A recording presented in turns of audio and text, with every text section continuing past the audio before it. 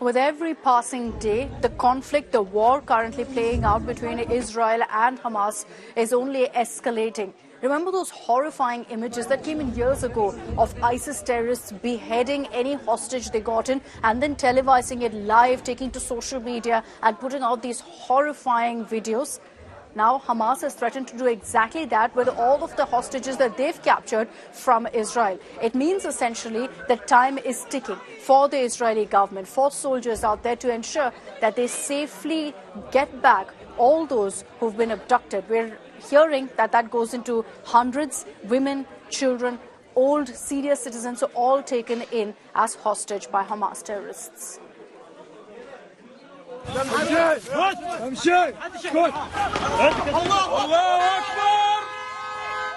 This ISIS style of justice is what Hamas is now threatening to do.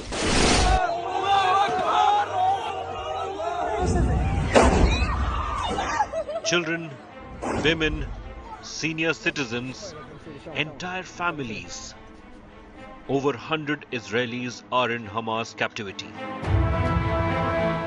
Days after carrying out the deadliest terror attacks ever on Israel, Hamas is posting blood-curdling videos of the hostages. Allahu Akbar!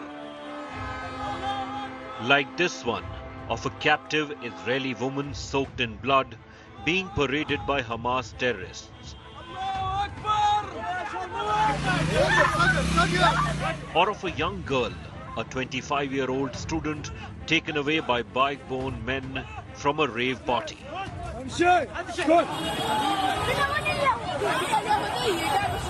Even senior citizens haven't been spared. This video shows an elderly woman, a defiant expression on her face, being driven on a golf cart into the Palestinian enclave.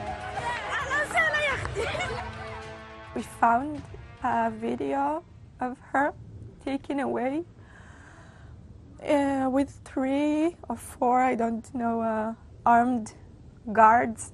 And that's the last thing we know from her. No one knows anything else. Hamas has declared it will begin live televised killings of the hostages for every building bombarded in Gaza, inspired by ISIS killings. فإنه ومن هذه الساعة نعلن بأن كل. From this moment, we announce that for every attack towards our people who are safe in their homes without previous warning, unfortunately, we will have to execute one of the civilian army captives that we have hostage, and we will be forced to broadcast this in video and audio.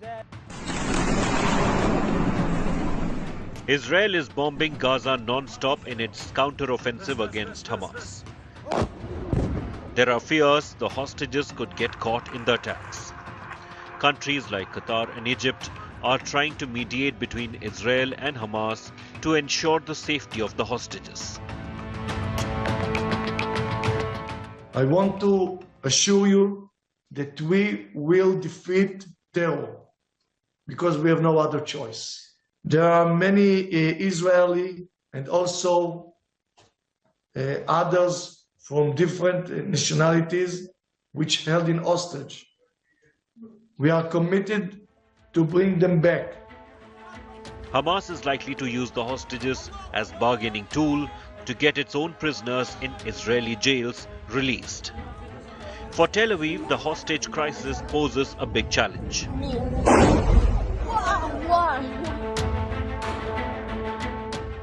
So many Israelis, old and young, have been killed in the Hamas carnage, and heartbreaking stories continue to come to the fore on how much Israel has suffered. ראיתי את האסון הכי גדול שאפשר בכלל לדמיין. סבתא שלי על הרצפה בבית שלה, רצוחה בסרטון. כל הרצפה דם. סבתא שלי שוכבת שם. Israel will want to ensure there are no more casualties and do everything they can to bring back hostages safe, but also come good on their vow to crush Hamas. Bureau Report, India Today.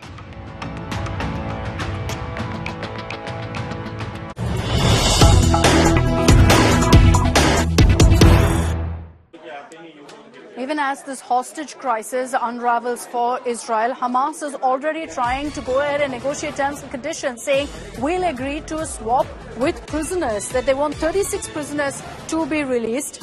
Now we understand several other countries are also stepping in, offering to mediate amid this crisis. Qatar has said that we are also in conversation with Hamas. We are talking to them about releasing these hostages with the condition that these terrorists have put forth, which is perhaps what they planned all along by abducting these Israelis, is to ensure that they can get back many of those who are currently held by Israel. 36 prisoners Hamas is demanding be released.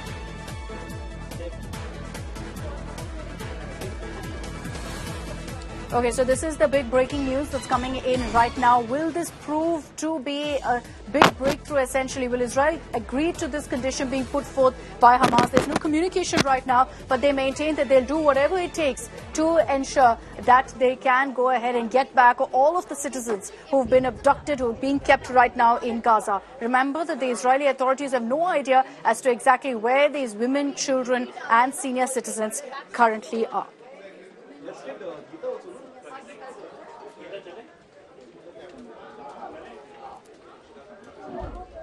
Countries are now also stepping in to ensure that they can kind of reach out to both Israel and Hamas to deal with this particular issue. Qatar has reportedly told also media organization Reuters that they are in conversation with Hamas, speaking to them to release these hostages.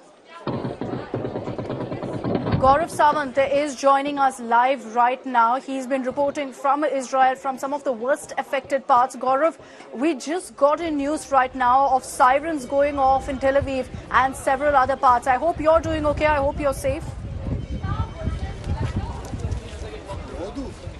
Oh, absolutely safe, though we are in the southern part of Israel and this is one of the worst impacted areas. But currently, I'm at a relief camp and in this relief camp, these are some of the braves who actually were there on Saturday. They were a part of the operations. You know, this was the relief camp that's been set up initially when the attack started. These people came, they started rescuing people. There are some amongst these brave young Israeli students, doctors, volunteers. They were all there. So in midst of that gunfire, and they were showing me some of the videos, in midst of the gunfire, they went in and rescued people. In some instances, young soldiers with them. Remember, in Israel, everyone has to do compulsory military service. Some of them actually fired at the Hamas terrorists, neutralized some of them to rescue some people, bring them here. So right here, those people, those who were rescued from the Hamas terrorists, they were brought to this camp, given initial first aid, and then taken to hospitals, you know, in the rear, whether it was in Ashkelon or then to Tel Aviv or to other parts of Israel. But look at the preparations being done now. Look at the number of vehicles, the ambulances who are all on standby. Ambulance 1, 2, 3, 4. I want you to take a look at this long shot. Let me come and try and show you this image. You can take a look at the effort being made. All these ambulances have been lined up, doctors are lined up, their efforts are on in place, and not far from here you see the Gaza Strip. So all these people are right at the front line of operations right now. Men, women, young women, so they're preparing food packets right now because operations will continue. And we have a young officer here. Let's talk to you. You were involved in the operations even that time. I was Saturday, yes, Saturday in the morning. I was near Gaza, saving people. They were shooting also in between. Tourists were shooting on us also. By the time when we take patients that they got, there was shooting on them, and we took them to the hospital. It was a very hard day. We had a terrorist attack around us. 14 people was shooting to death. But you've been working round the clock when people were being rescued. From 6 o'clock in the morning, Saturday day till now, we were sleeping maybe 4 hours for the last 4 days. And even now, we can hear the Iron Dome, we can hear the rockets coming. Yes, still going on over there. Also, terrorists still going into Israel. They got shot from the Israeli forces. And, this was at the Zikim beach. Zikim beach. Yeah, Zikim. Yeah, and I'm sorry I have to run now. Yeah, of course. An ambulance. No, and, absolutely. I wish you all the best, my friend. So, Akshita, this is how operations are happening here. This young volunteer, and these are armed volunteers. What they were doing was rescuing people, shooting at the terrorists, injuring them or killing them, and then bringing some Israelis back virtually from the jaws of death. That's exactly what they've done. But are their operations over? Very clearly not. Their operations still continue. Why? Because now all the resources and supplies are being prepared for soldiers on the front lines. The front line is not very far from here, and this is where they're setting up the next camp, because should the Israeli army go in to neutralize the threat of the Hamas, these braves of the Israeli medical services, they will be in action once again, Akshita. Can you explain to me, Gaurav, what happens? You've been there for the last 24 hours. What happens the moment a siren goes off? Have there already been bomb shelters put up in so many of these parts of Israel? Do people know the drill? Do people immediately run for cover in these kind of rescue centers? Oh, absolutely. That's the standard operating procedure here. Right from the time that you're a young school kid, you're taught this. Unfortunately, Israel has lived under the shadow of those rocket attacks virtually everywhere. In every street, even on streets, there are rocket shelters. If I were to, we've just arrived here a short while back. If I were to ask this youngster, there are rocket shelters even here? Yeah, everywhere. Everywhere. And next to every bus stop, we've got a bomb shelter. So in case there's any emergency, you'll head to that rocket shelter right away. So you all know where it is. Of course, we've just arrived here, so we will just run behind them. Vest as well. Right, there. Okay. So, that's being pointed. And you were also here on Saturday? No, I came here last night. You've come here last night to volunteer. Where have you come from? You've come from the north. Yeah. And now you're volunteering because now the operations actually move to the other side. And you will volunteer. If need be, you will go across. You will. How old are you? 18. You're just 18. So this is what these youngsters are like in Israel. They're volunteering to go. They're coming from the north. They're coming from other parts of the country. And, just a couple of hours ago, there was a rocket alert. We were a little distance away from here. The moment that rocket alert happened, everyone rushed to the bomb shelter. The Iron Dome got activated. They were able to neutralize the threat. But however, the apprehension still remains that in case a rocket comes through, people just stay inside that rocket shelter till the time they're given an all clear to come out once again, Akshita. All right, Gaurav giving us details of how it works. India's most seasoned war reporter there, now getting you those updates from Israel. You've seen this very often play out, Gaurav, and it's unfortunate right now that it's happening once again in yet another country. Thanks very much, Gaurav. Stay safe out there. We'll keep coming across to you as you continue filing those detailed reports for us from the ground. There are so many families who've lost loved ones in the course of what's played out in the weekend. And now joining us on India Today, we've got Ron B. Mandelbaum. Now, Ron has had a very tragic last few days. He's lost his brother-in-law, who was a mayor in a local town of Lipstein. He's lost his mother-in-law, who is 80 years old, plus several of his nephews who've been gunned down. So first of all, Ron, let me begin by expressing my condolences and expressing how very sorry I am for your loss. You've lost your brother-in-law and several other family members, yes? Well, first of all, I have to tell you that we have a few survivors in our house in the center of Israel, and it's heartbreaking. I can't breathe. It's so heartbreaking. My mother-in-law, she was 82 years old. She was murdered by Nazis. I can't describe them other than that, who infiltrated Israel in a kibbutz. It's a village next to the border where they live peacefully, just civilians, and they murdered everybody who they could see. They have murdered her, an 82 years old lady, just doing her daily walk in the morning. They murdered Ophir, the regional council president of this part of the Negev, and he was my brother-in-law. They murdered my other brother-in-law's son, Neta, 20 years old, 21 years old. And we have one more nephew that is gone missing. We know that he was wounded, and we We had telephone contact with him. My daughter is a doctor, is a medical doctor. She told him what to do. He was wounded, and after about two hours, he didn't have any battery left. And when the military evacuated the Hamas, ISIS murderers from the kibbutz, they didn't find him anymore in his room. So he's gone missing. We don't know where he is. Now imagine that it took about 27 hours for these people who are now in my house to get out of this terrible things that looks like a Holocaust. I am a son of survivors from the Holocaust, and I remember the stories they told me when I was a young boy. They tried to spare those stories from me, but every now and then, it was it was so hard. And now in my country, in my military, in my kibbutz, in my house, I have survivors. Genocide. I can't breathe. I'm sorry. I'm overwhelmed. I'm so sorry. My heart is in pieces. Our family is broken. It's like three branches of the same family. The great mother, our mother-in-law Bilha, she was everything for us. Ever since my parents are gone, she was the mother of everyone.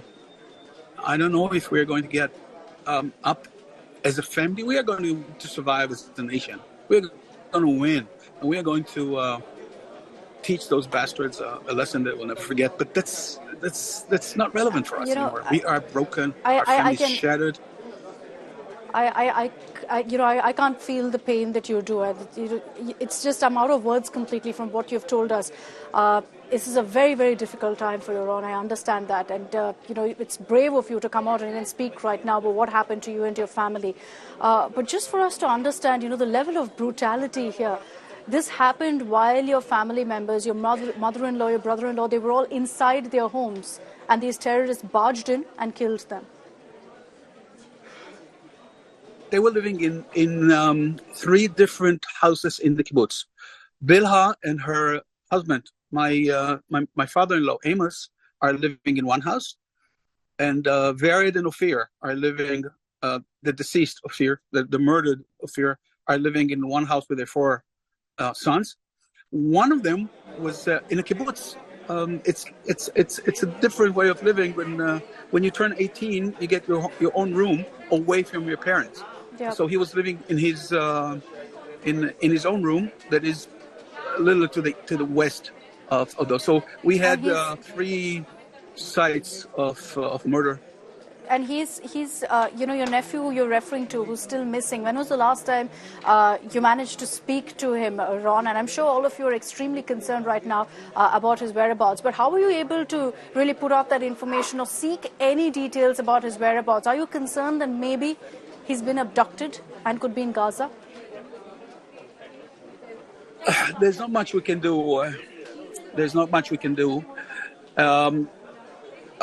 We are putting our faith in the authorities. If he's been kidnapped to Gaza, what can we do? We just gave his name to the authorities, all his details, everything that we know about him, pictures, identity card, DNA.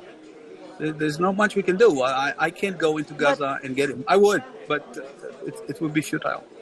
But Ron, were these targeted killings? Can you explain to us what really was that like? I know you want to also make another point.